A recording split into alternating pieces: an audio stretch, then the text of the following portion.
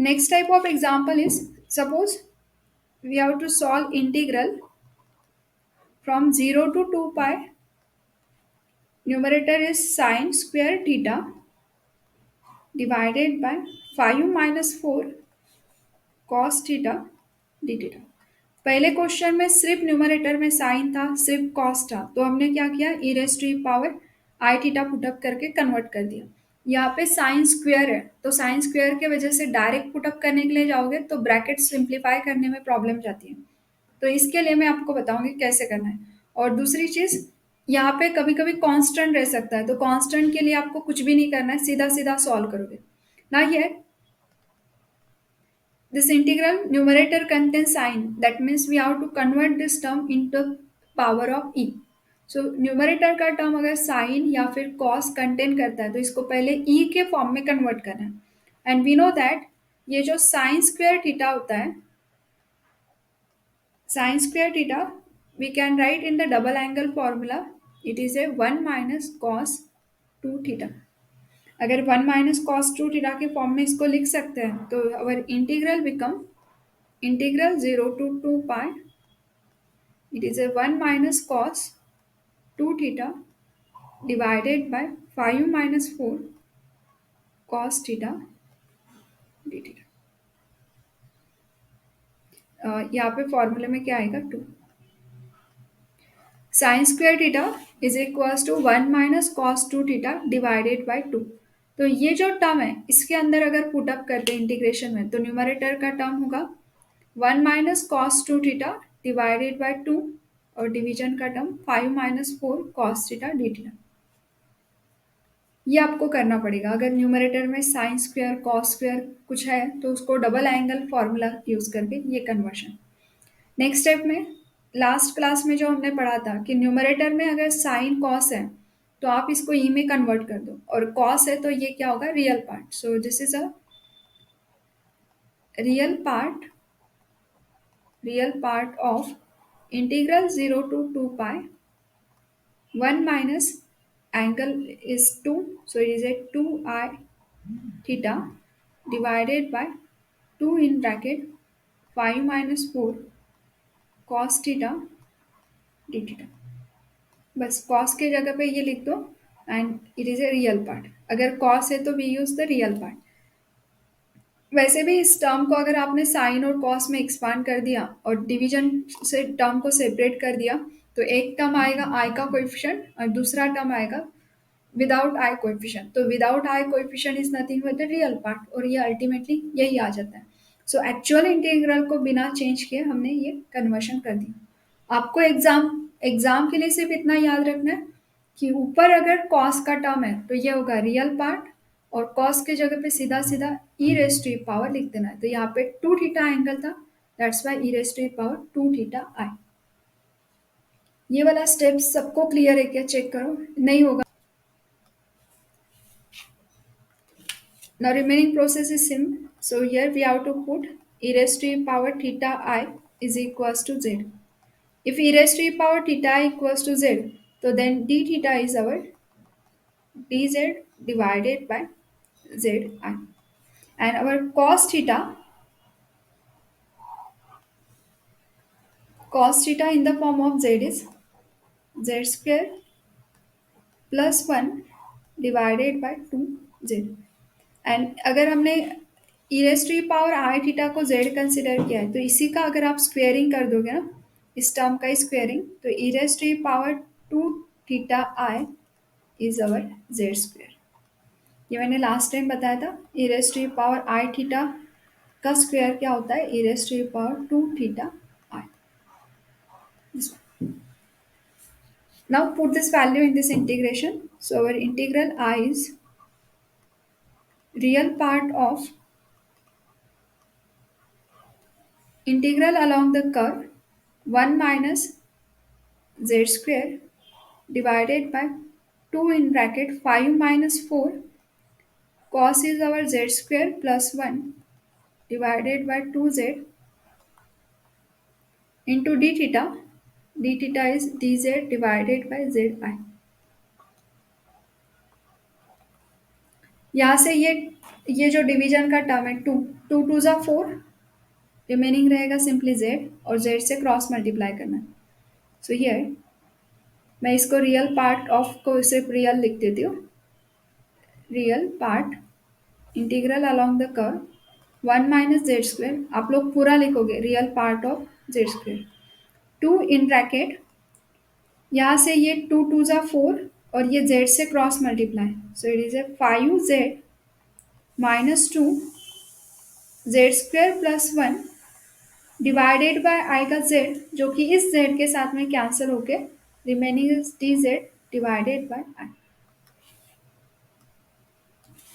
So here ये आई और ये टू इस इंटीग्रेशन के बाहर निकल जाएंगे। Here real part of one upon two I integration के बाहर, और ये जो है ना जेड स्क्वेयर का कोएफिशिएंट, देखो इसके सामने जेड स्क्वेयर के कोएफिशिएंट में क्या है माइनस टू, तो इसको भी बाहर निकाल लीजिए। So here if we take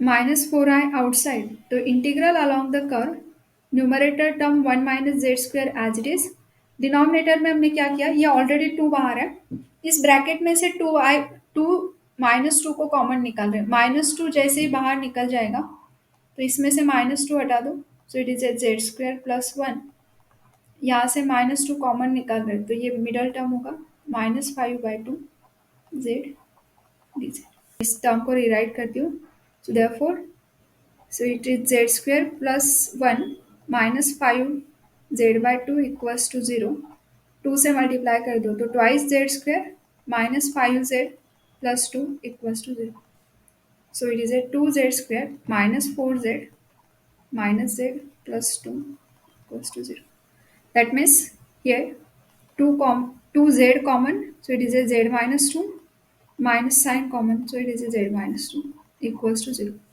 So here z minus 2 and 2z minus 1 equals to 0. तो ये होगा इसके factor, equate each factor equals to 0, तो we get 1 by 2 and 2 is the root, और इसमें से रेडियस ऑफ सर्कल 1 है तो सिर्फ 1 by 2 lies inside the region, so z equals to 1 by 2 lies inside region। इसके करस्पॉन्डिंग रेसिड्यू फाइंड आउट करो।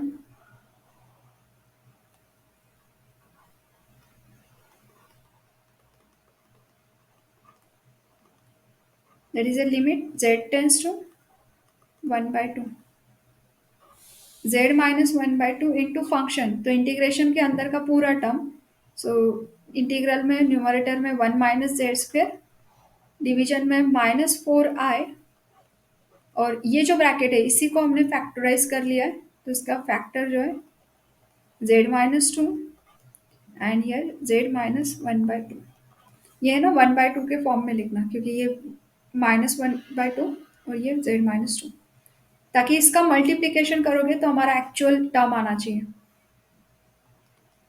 सो here z minus one by two and z minus one by two ये term cancel out हो जाएगा, remaining is limit z tends to one by two, one minus z square minus four i z minus two, कितना आता है residue निकालिए।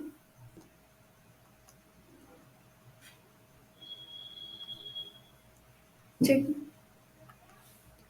Now residue of this term is, अगर इसका limit solve करते हैं तो it is a one minus one by four, क्योंकि यहाँ पे z tends to one by two है तो z का स्क्वायर मतलब one by four divided by minus four i as it is, and here one by two minus two, इसको numerator को simplify करोगे तो ये होगा three by four divided by minus four i, इस टर्म को क्रॉस मल्टीप्लाई करके simplify करो तो two into two is four, one minus four is minus three by to, सो ये जो निगेटिव साइन है minus of minus plus, it is A three by four, ये three by four division में यहाँ पे फोर आए और दूसरा डिवीजन में इट इज ए थ्री, और ये डिवीजन के डिवीजन का जो टू है वो हो जाएगा ऊपर shift. This three three get cancel and this two two ज़ा फोर, मतलब रेसिड्यू होगा 1/8i. सो देयरफॉर हमारा इंटीग्रेशन कैसा है? Given integral is 0 to 2 pi sin square theta divided by 5 minus 4 cos theta d theta is equals to real part of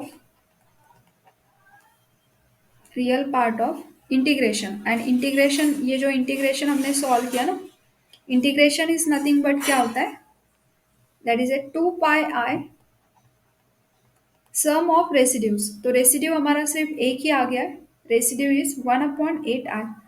so it is a sum of residue, that is a 1/8i. So this I get cancel और ये to to जा to four जा हो जाएगा 8. So real part of 1 ये 1, मतलब मैं यहाँ पे डायरेक्ट ही लिख देती हूँ. 2 4 जा 8, आई गेट कैंसल, तो π/4. ना इसके अंदर विदाउट आई का कोएफिशिएंट हमें लेना है, तो इसमें तो आई का टर्म ही नहीं है. आई का कोएफिशिएंट होता है इमेजिनरी पार्ट, और जिसमें आई नहीं है that is a real part. So whole term content without i, that means real part is π/4. So answer of our question is π/4.